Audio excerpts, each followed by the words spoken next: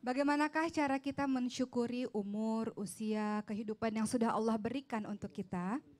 Ibu-ibu, bapak, jemaah Islam itu yang dirahmati oleh Allah. Ketika ada orang lain berbuat baik kepada kita, saat kita lagi susah, lagi sedih, lagi kelilit hutang, gak punya duit misalnya. Orang itu baik sekali membantu kita, terus menerus misalnya bantu kita. Kira-kira kita hutang budi nggak? Kira-kira kita sayang nggak sama orang tersebut?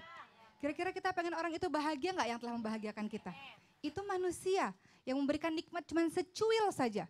Apalagi dengan Allah yang telah memberikan nikmat kepada kita luar biasa yang sering sekali kita lupa dengan nikmat itu. Nikmat sehat, nikmat udara yang kita hirup secara gratis. Kalau sakit pakai tabung oksigen bayar mahal baru kerasa betapa nikmatnya udara itu, betapa nikmatnya sehat itu. Maka Rasul kan mengingatkan pada kita hati-hati. Banyak orang terlena dengan apa? Nikmat sehat dan nikmat waktu luang. Ketika dia sehat lupa sama Allah, buat maksiat. Ketika punya waktu lapang, diisi dengan keburukan-keburukan. Maka ini lalai nih orang-orang dengan dua hal ini. Maka kita akan membicarakan mengenai masalah usia. Usia atau umur yang sejatinya harusnya diisi dengan kebaikan-kebaikan. Tadi saya mau bahas apa Bu di awal? Coba saya mau tanya konsentrasi Ibu. Apa Bu di awal tadi Bu? Apa tadi? Hah? Mensyukuri umur. Umur apa umurnya? Bagaimana cara memperpanjang umur? Tadi udah yang pertama, yang ini tadi apa? Mau bahas apa tadi?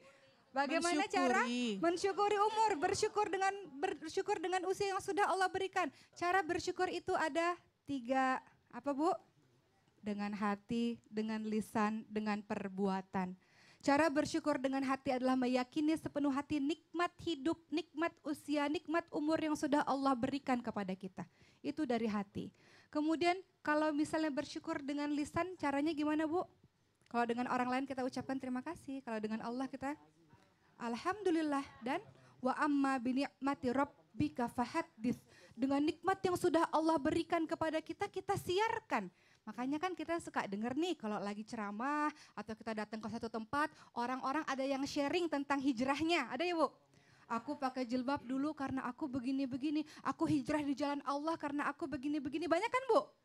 Itu artinya dia sedang bersyukur atas hidayah yang sudah Allah berikan kepadanya.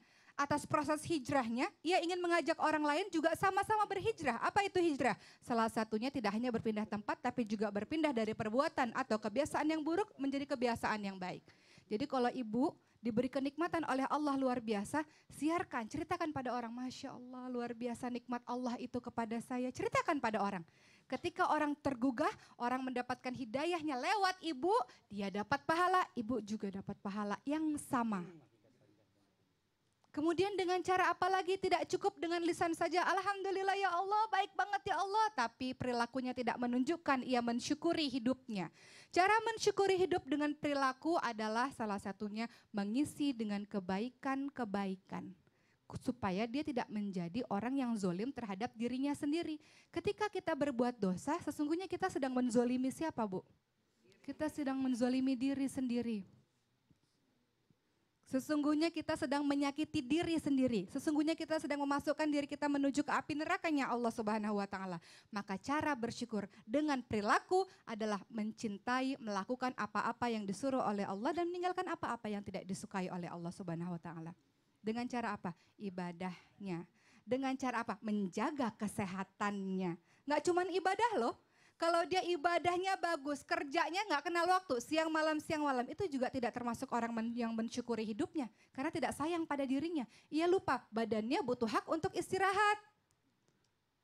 Ini badan bukan kuda nih yang tiap hari terus menerus bekerja gitu. Tidak.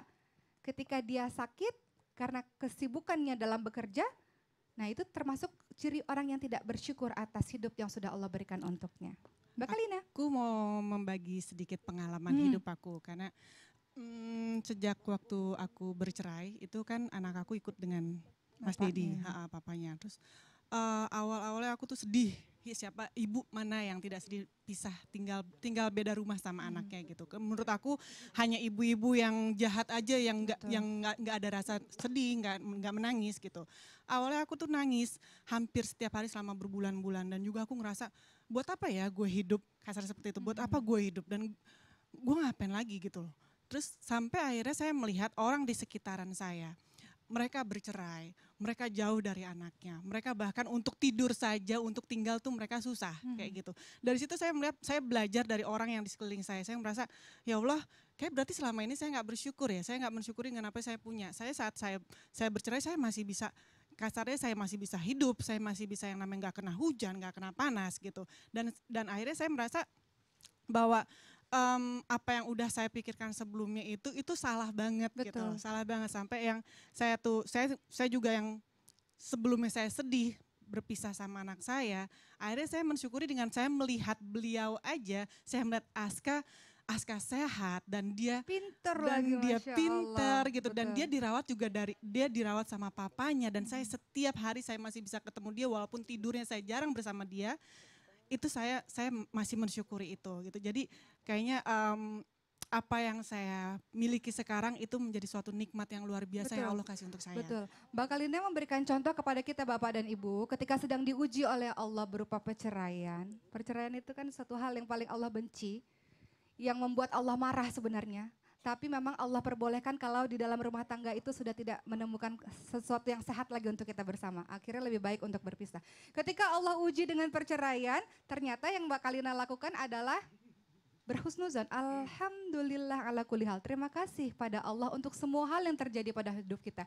Seperti yang disefirmankan oleh Allah dalam surah Ibrahim ayat 7. La in syakartum la azidannakum wa la in kafartum inna adzabila syadid. Siapa yang bersyukur, Allah tambahkan nikmat, nanti Allah akan ganti dengan yang lebih baik. Mungkin pasangan hidup yang lebih baik insya Allah. Amin. Nanti ada adik-adiknya Aska lagi insya Allah. Amin. Ada adiknya Aska Ada. 4 gitu nanti. Ada adiknya Aska 4. Yang saya salut, banyak berarti. saya salut bapaknya Aska itu sangat bertanggung jawab sama ibunya Aska. Betul. Makasih banyak Mas Deddy Corbuzier. Iya. Jadi perceraian tapi perceraian yang sehat dalam artian anak-anaknya tumbuh dengan sehat, Betul. bapak ibunya juga Tetap baik-baik dapat perhatian aja. dari Salamnya orang sama Alhamdulillah. Mas Deddy. Insya Allah nanti disalam. Iya, Sama salam juga kasih sama ya, Aska Mbak. ya. Cerita. Luar biasa nih. Ini juga nih Ridwan nih sahabat saya satu nih. Dia juga kan punya anak 2. Karena kita kan tadi kita udah ngebahas bicara masalah umur bahwa kita nggak pernah tahu umur itu ada di tangan Allah.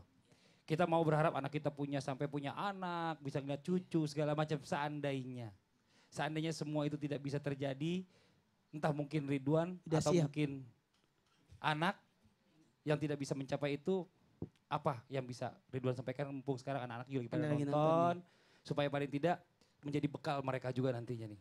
Ya untuk anak-anak Ayah, Selo dan Kirana, Ayah mau kalian tetap menjadi anak yang soleh dan soleha, pinter, berbakti pada orang tua, dan yang pasti apa yang kamu cita-citakan semoga berhasil. Pokoknya Ayah hanya ngedukung kamu dari belakang. Dan satu lagi untuk mama saya yang sekarang sedang kena penyakit stroke sebenarnya. Saya cuma bilang sama Masih mau berada di sisinya. iya. Semoga mama cepat sembuh. Sekarang masih ya biarpun udah agak mendingan tapi masih di rumah tiduran aja. Saya mau berharap sama mama semoga cepat sembuh lagi mah, kita bisa ngobrol-ngobrol, kumpul-kumpul lagi. Yang pasti nama kecil saya Uam, jadi mama saya manggil saya Uam, sayang banget sama mama. Itu Mama, aja. Mama, Iya. Uang masih butuh mama. Coba. Ma, Uam masih butuh mama. Jadi mama harus sehat ya mah ya, cepat sembuh. Itu aja, dan cucu-cucu mama juga mau ngelihat mama sehat. Itu aja. Terima kasih banyak, Masya Allah, ya Allah ya Tuhanku. Mohon kabulkan doa kawan-kawan kami, doa semua jamaah yang hadir di sini juga.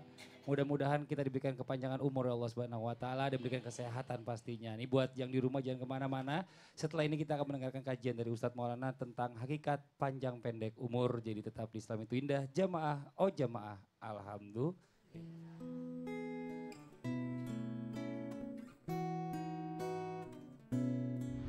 Ayo berumur panjang.